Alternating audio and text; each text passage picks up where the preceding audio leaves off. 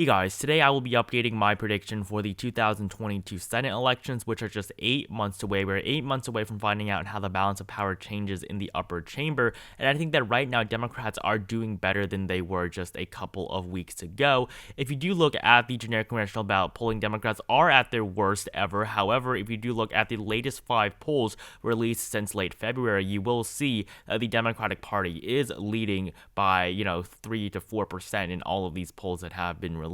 And I think that definitely what's happening in Ukraine is going to benefit them. It's probably going to benefit Biden as well. Biden's approval has gone up a little bit since the State of the Union and the whole Ukraine affair. I think that as long as Joe Biden is able to support Ukraine but keep the U.S. out of war, I think that will be a positive for his administration. Donald Trump's favorability has essentially stayed the same, and I think that right now the Democrats are in a better position than they were previously. I think Ukraine definitely gives them an opportunity to be able to win some voters back. So I'm going to start off by filling in the solid states on this map, starting off with all of these West Coast states. Even though Patty Murray may be a little bit vulnerable in Washington, there was this one poll showing Murray up only by 9%. It is just one poll. Murray is running for her 5th term. I think that she's not going to have too much trouble winning her re-election. And so by solid, I mean these states are states in which I believe the party is going to win by over 15 percentage points. So of course, Chuck Schumer in New York, Tammy Duckworth in Illinois. We have the state of Vermont, where Peter Welch is very likely to win that seat. Peter Welch currently is the representative representing Vermont's at-large district, and because Patrick Leahy is retiring, Peter Welch is pretty much poised to win the Senate seat at this point. In the state of Connecticut, we have Richard Blumenthal, and in Maryland, Chris Van Hollen. So this gives the Democrats 45 seats from their solid seats having been filled in. And for the Republicans, we have quite a few as well, especially in the middle of the country. In the state of Utah, there was also this one poll that was released earlier last month showing Mike Lee only up 13 points against Evan McMullin. So Evan McMullin, of course, was the independent that ran in the 2016 presidential election, and he gained a huge amount of votes in the state of Utah. I believe none of the candidates actually received more than 40%, Trump or Clinton, because McMullin gained, such a impressive share of votes for an incumbent or for an independent. And I think that in 2022 he will probably still win a pretty good amount of votes in the state of Utah. That's where he gained most of his votes in 2016. But Mike Lee, he is an incumbent. He's also a Republican. It's going to be very hard for the Republicans to lose in Utah. And I think that although these polls do not show him up 15, in the end independents do typically always underperform. So I am going to keep the state of Utah as solid for the Republican Party. Kansas, Missouri, all going to be solid as well. In the state of Oklahoma, we now actually have 2 Senate races that is not reflected on this map. However, we have the regular Oklahoma Senate election with the re-election of James Lankford, as well as the Senate special election in 2022, which is going to replace the retiring Republican Jim Inhofe. So Jim Inhofe was re-elected in 2020, which means that he would, be able to serve until 2026. However, he has filed for retirement, and that is why in 2022 there will be a special election to fill his seat. He will, of course, retire on the 3rd of January in 2023. That's when all of the senators' terms end that were elected in 2016. So he will be retiring 4 years early, and that is why there will be this Senate special election that will determine who will serve for the rest of his 4 years in his 6-year term. So we will have 2 races, but both these races are obviously going to be very dominated by the Republican Party. So even though we don't have that little circle icon showing that there's a special election here, it does not change anything. The Republicans are going to hold on to it nonetheless. In the state of Alabama, Richard Shelby's retirement is probably going to lead to either Katie Britt or Mo Brooks being elected. Katie Britt right now is actually gaining more and more support, even though Mo Brooks was already previously endorsed by Donald Trump. So it'll be interesting to see what happens there in Alabama. South Carolina, we have Tim Scott, obviously going to win re-election pretty easily. Rand Paul in Kentucky, and in the state of Indiana, we of course have Todd Young. Both these Republicans won by less than 15%, but 2022, a better Republican environment, I think they can definitely pull those margins above 15%. So these are the solid states that I have for the Democrats. For the Republicans, I actually do have two more, the states of Alaska and Iowa, that I do want to talk about just a little bit. In Iowa, Chuck Grassley has announced that he will be running for re-election, so that obviously makes the seat a lot more solid. The latest polls do not show him actually above 15% in all of them, but I think that, he's running for an eighth term. I don't think it'll be too difficult. So 15%, 14. Although these two are Republican funded, it's going to be a pretty easy win for Grassley nonetheless, even if it's not exactly over 15%. Finkenauer really does not have too much a chance in this race. And in the state of Alaska, Lisa Murkowski, I believe, is obviously going to win her re-election. Kelly Tshibaka, I think, will pose a pretty strong challenge. She has been endorsed by Donald Trump, and most of the far-right Republicans, the Trump wing of the party, does support her. Lisa Murkowski does lead by pretty big margins in all of the latest polls that have been released. Lisa Murkowski has won as a writing candidate previously in 2010, so I don't think it will be too difficult for her to win another 6-year term, even though she is not the biggest supporter of Donald Trump. So this puts both parties at 45, actually mistakenly filled in Missouri, so it's going to be 45 for Democrats to 44 for the Republicans. And now I'm going to take a look at the likely states on this map. These are races in which I believe either party is going to win by 5 to 15%. So starting off with the state of Colorado, we have the re-election of Michael Bennet for a third term in 2022. So in 2016, he was elected with a plurality of the vote, but I think that in 2022 against Eli Bremer, he will still be able to win. I'm not sure if he'll be able to win a majority this time, but Eli Bremer is a former Olympic athlete for the United States and is currently getting more involved in politics, but at this point, as you can see here, there's really no chance that he's going to win.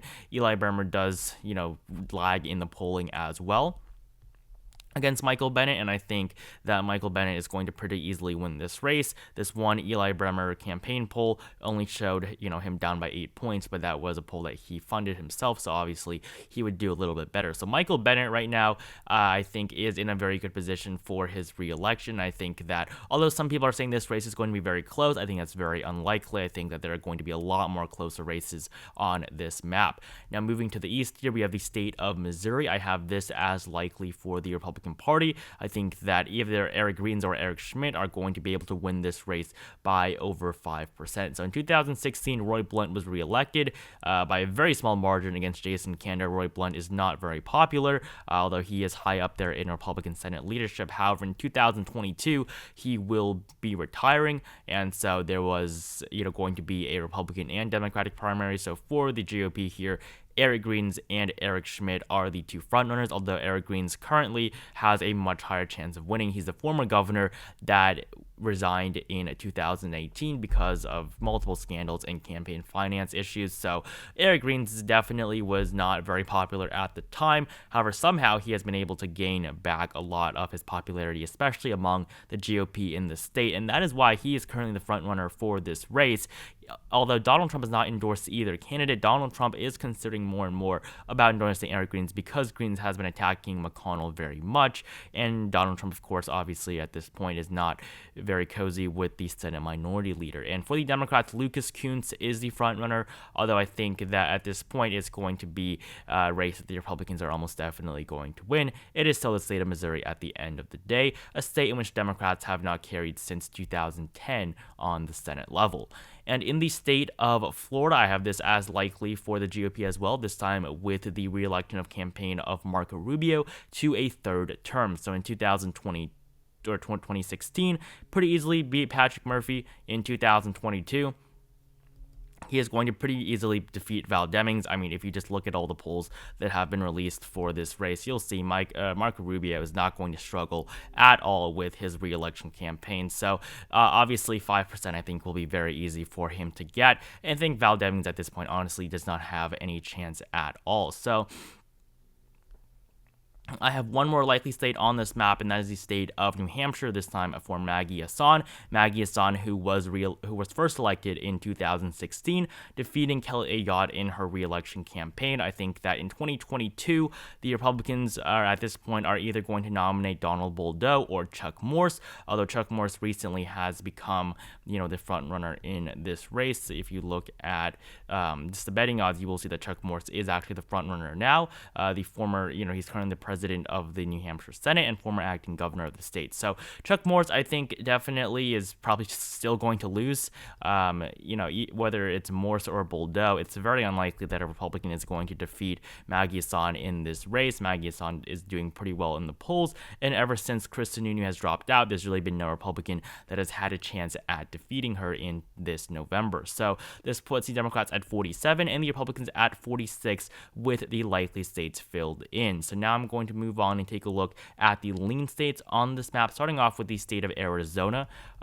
For the Democrats, not the Republicans, I think that Mark Kelly is going to be able to win his re-election. So by lean, I mean margins of between 1 and 5%. So in 2020, Mark Kelly defeated Martha McSally in the special election in Arizona, so of course he will be up for his re-election for a full 6-year term this November in 2022. And for the Republican primary, currently Mark Brnovich is expected to win that nomination. Blake Masters is in a pretty distant second at this point in time, with Brnovich leading in every single poll that has been released. So I think that Mark Brnovich is probably going to lose to Mark Kelly just because of the fact that Mark Kelly is a pretty popular incumbent, and I think that his margin in 2016 or in 2020 shows that even though 2022 will be a good year for the Republicans, Mark Kelly will probably still be able to hold on. If you look at the latest polls between Kelly and Brnovich and Masters, you will see that Mark Kelly leads in every single poll that has been released for this race, and so that's why I'm pretty confident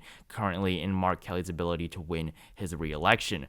Moving on to the Rust Belt here in the state of Wisconsin, this is Ron Johnson's re-election race for a third term in 2022. He defeated Russ Feingold both in 2010 and 2016. Russ Feingold, the previous senator that actually lost his re-election to a third term in 2010 to Ron Johnson, but in 2022, currently the Democrats are expected, obviously, to nominate someone new. I don't think they're going to go with someone for the 5th time because Russ Feingold was elected twice previously.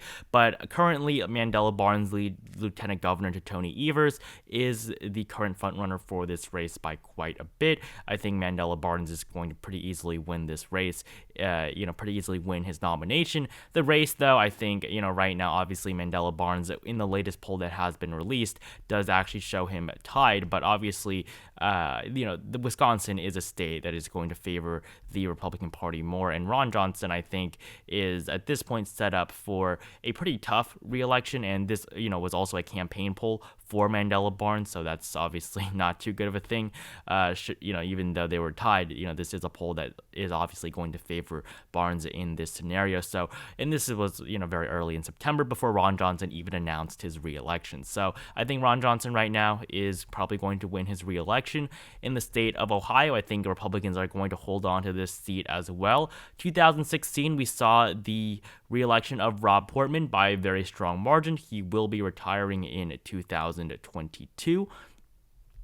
And so what we see here essentially is that the Republicans are currently going to nominate Josh Mandel, or Josh Mandel has been the leader for a very long time, but currently Mike Gibbons has actually taken the lead in this primary here, with Mike Gibbons leading in the latest polls that have been released. So Josh Mandel, he was a leader for a very long time in this race, but right now, in this very back and forth race, Mike Gibbons is in the lead, although, it will definitely be a primary to watch. On the Democratic side, Tim Ryan obviously is going to win this nomination. He has, I believe, like a 99% chance of winning, so Tim Ryan is very easily going to win the Democratic nomination, and I wholeheartedly believe he will lose. I think that he is probably the best candidate Democrats could put up in this race, but there's really no chance for him at this point. This race is pretty much, safe for the Republican Party. I don't think they're going to be too worried about losing this race at all, no matter who ends up being nominated. And in the state of North Carolina, this is the final lean state that I have on this map. I think that in the state of Pennsylvania, in the state of North Carolina, Richard Burr was reelected in 2016. In 2022, he will also be retiring. So another retiring Republican in a pretty contested race. The Republicans currently are going to, nominate either Pat McCrory or Ted Budd, although McCrory currently is actually in the lead in latest polling. He's the former governor who lost to Roy Cooper in 2018, so that does not make him the strongest of candidates, or 2017. And so Pat McCrory, obviously, I think that he's a pretty flawed candidate, but Ted Budd, does not do that much better either. He is a current representative in the House, and just looking at, the latest polls released, you will see Pat McCrory does lead a little bit over Ted Budd. I think that McCrory definitely just have the potential to win this race, but no matter who wins, they will go up against Sherry Beasley, the former Chief Justice of the Supreme Court in North Carolina. So I think that she is going to lose her race as well. It is going to be very difficult for a Democrat to be able to win in North Carolina, especially in 2022. 2020, you saw Kyle Cunningham even lose to Tom Tillis, even though Kyle Cunningham was leading by 10, 15 points in the polls just a couple of months before the election, but then he had that scandal, so he led by 5 to 10%, and he still ended up losing the race in November. 2016, Richard Burr winning by almost 6%, so I think that this race is pretty much in the hands of the Republicans. I don't think they're going to lose it, even though Burr is retiring, but I think Democrats, are going to win it or lose it by a pretty respectable margin. I think that less than 5% is definitely very possible for the Democrats, although I really don't think they have too much of a chance of winning, especially, considering the more pro-Republican environment this year. And so now we have 3 more tilt states that is going to decide the makeup of the U.S. Senate. Starting off with the state of Nevada, I'm going to move Nevada into the tilt category for the Democrats. I think that Catherine Cortez Masto will be able to win her re-election at this point. In 2016, she was elected to her first term. 2022, she will be up against Adam Laxalt, very long political history in his family, the former Attorney General of the state. But if you do look at the latest polls that have been released for this race, you will see that Catherine Cortez Masto is doing relatively well.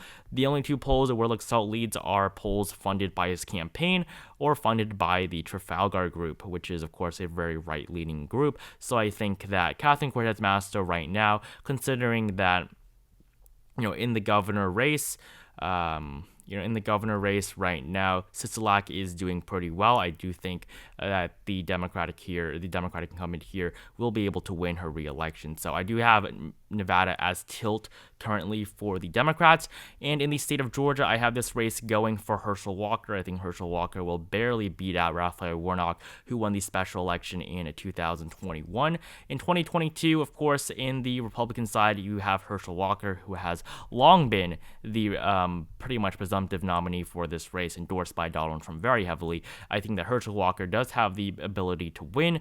Herschel Walker does lead against Warnock in the latest polls that have been released, and honestly, Herschel Walker is in a very good position right now because of the fact that Warnock barely won in 2021. It was a 2% margin, but that did come after a huge wave of enthusiasm for the Democratic Party that I don't think he'll have in 2022. So Warnock, is behind, against every single poll against Herschel Walker. The last 4 that have been released between the two shows Walker ahead. This one is against Gary Black, not Herschel Walker. So obviously, I think that right now Republicans are in a good position in Georgia, and I also do think they're in a good position in Pennsylvania. I hope that they do not nominate Mehmet Oz, for their sake. 2022, Pat Toomey will be retiring, so you do have 2 primaries for the Republicans. Currently, the frontrunner is David McCormick, not Mehmet Oz, which is a good thing for the GOP because David McCormick is probably going to do a lot better than Oz in the actual general Senate race, but currently, David McCormick has been able to get a pretty significant chunk of the Republican electorate in the state, while for the Democrats, John Fetterman is probably going to win, or it's going to be Conor Lamb, but John Fetterman, I think, is the much stronger candidate in this race and has a much better chance at actually winning the race in November. So, it is a race where the Democrats have a very good chance of winning, but right now, because of the Republican favoring environment, I will give it to the Republicans at this point, giving them 51 seats, the Democrats at 49. So thank you guys so much for watching this video. Make sure you like it down below if you enjoyed it. Comment down below, which races, which classifications you agree or disagree with, as well as who you think will win the Senate in the end, and which races you think will be interesting and are watching yourself. Make sure to join my Discord server if you have not, link at the very top of the description below. Subscribe to my channel if you have not, and I'll see you guys in the next video.